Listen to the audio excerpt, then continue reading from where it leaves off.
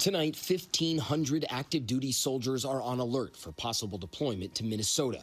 Those troops just on standby for now. But the city of Minneapolis remains on edge. After anti-ICE protesters disrupted this Sunday service, the Justice Department says it's now investigating.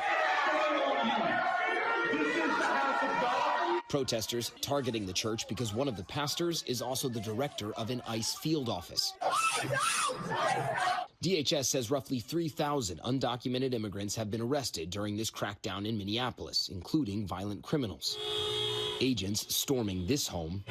The family of the man living there says they terrorized his 5-year-old grandson and never asked for ID before pulling him out in his underwear into the bitter cold, releasing him an hour later.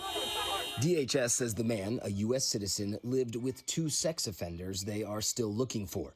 But his family disputes that, saying he only lives with relatives and none are sex offenders.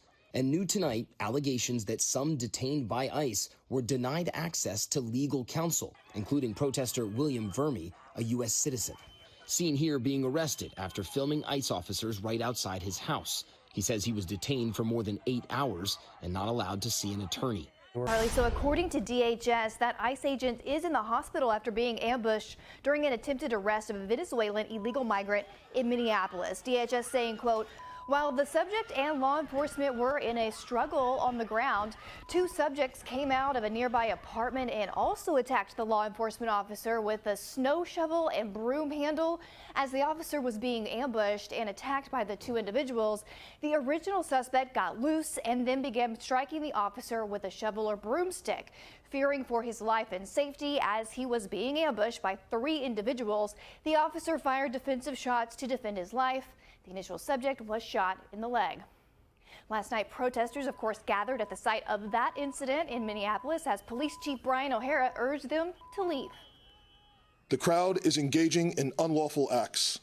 They have thrown fireworks at police officers, and at multiple times, gas has been deployed. Police are attempting to disperse this unlawful assembly at this time. I urge anyone that is at the scene to leave immediately.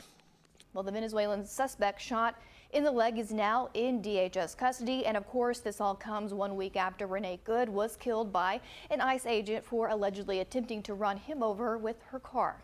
Guys, back to you. Janley Painter, thank you. With that, let us bring in retired FBI Supervisory Special Agent Jason Pack. And Jason, doesn't last night's brutal attack on an ICE agent really underscore the fact that arresting violent illegals is hard enough without having to also contend with demonstrators illegally obstructing that effort?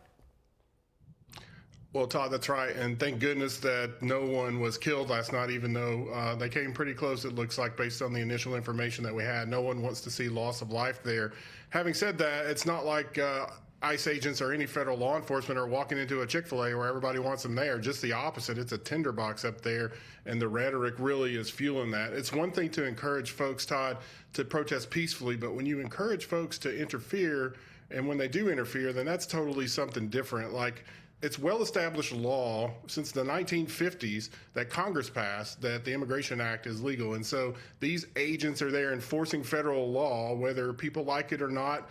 That is their right not to like it, but it still doesn't mean it doesn't apply to them. And so I think that's what we're missing here is the fact that, yeah, we may not like the law, but it's well-established law, and federal law works in Minnesota just as well as it does anywhere else in the United States.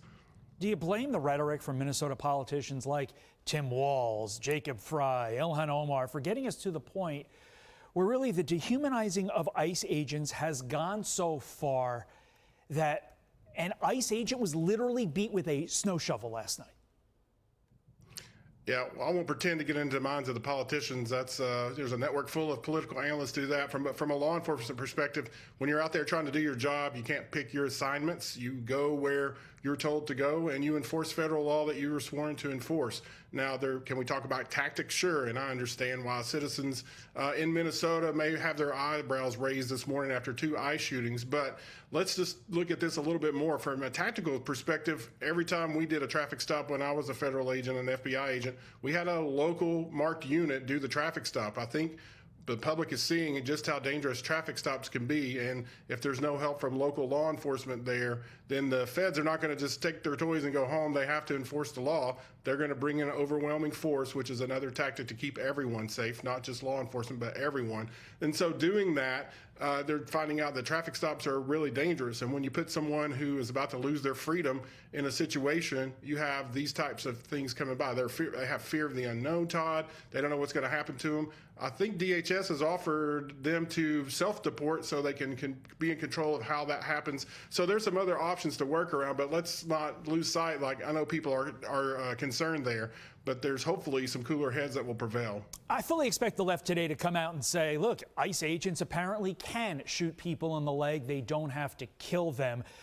You know you're going to hear that on a bunch of other far left channels. Why is that line of thinking, that line of reasoning misguided? Well, you don't shoot to stop, you shoot to eliminate a threat. And that was a deadly force situation based on the facts that we have that have come out over the past few hours there. A shovel is a deadly weapon. It's way more clear cut than maybe the one earlier in the week where you could talk about tactics. Again, maybe even if the shootings are legal, they sometimes may not build public trust, but they are there to keep agents and officers safe and the community safe. So again, like these traffic stops, usually the gold standard is marked unit to do that. These communities decide maybe they don't want to. That's their right. They elected the folks there to represent them. But this is one of the consequences of not doing it as safely as possible, in my view. Jason Pack, as always, really important insight from the law enforcement perspective. We appreciate you getting up with us. Thank you, sir.